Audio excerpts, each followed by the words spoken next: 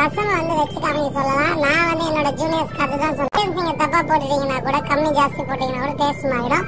வாங்க இந்த ரெசிபிக்குள்ள போலாம். தாராளமா தக்காளி வெட்டிட்டு கல்லுப்பு, நல்லா ரெண்டா ஸ்லிப் பண்ண பச்சை மிளகாய், மஞ்சள் தூள், மிளகாய் தூள், தனியா தூள் இதெல்லாம் போட்டு தக்காளி நல்லா கரைஞ்சி வர அளவுக்கு குக் பண்ணுங்க.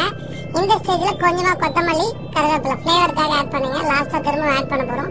தண்ணியா கரைச்ச புளி கொஞ்சமா சேர்த்துங்க. இதுல தக்காளியோட புளிப்பு தான் அதிகமா இருக்கணும். அப்புறம் கொஞ்சம் தாராளமா தண்ணி ஊத்திட்டு இடிச்ச மிளகு, இடிச்சு வச்சிருக்க சீரகம், 1 ஸ்பூன் மிளகு தூளுக்கு 1.5 ஸ்பூன் சீரகத்தூள் போடுங்க. அதுக்கப்புறம் நம்ம இடிச்சு வச்சிருக்க பூண்டு, பேலன்ஸ் இருக்கிற கொத்தமல்லி இதெல்லாம் போட்டுட்டு ரசம் கொதி வந்தோன்னு ஆஃப் பண்ணிட்டு இன்னொரு பேன்ல எண்ணெய் ஊற்றி எண்ணெய் நல்லா சூடான பிறகு காஞ்ச மிளகாய், கடுகு, வெந்தயம் அதெல்லாம் போட்டு நல்லா ரோஸ்ட் பண்ணிட்டு அதுக்கப்புறம் கருவேப்பிலையும் ஆட் பண்ணுங்க. இந்த ஸ்டேஜ்ல கொஞ்சம் மஞ்சள் தூள், பெருங்காயம் தூள் இதையும் ரோஸ்ட் பண்ணி நம்ம கொதிச்ச ரசத்து மேல ஊற்றி மூடி போட்டுருங்க. அவ்வளவுதாங்க, ஒரு டேஸ்டியான தக்காளி ரசம் வந்து ரெடி ஆயிடுச்சு. நல்லா குழந்தை சாதத்தோட இதை ட்ரை பண்ணி பாருங்க. நீங்க என்ன டிஃபரெண்டான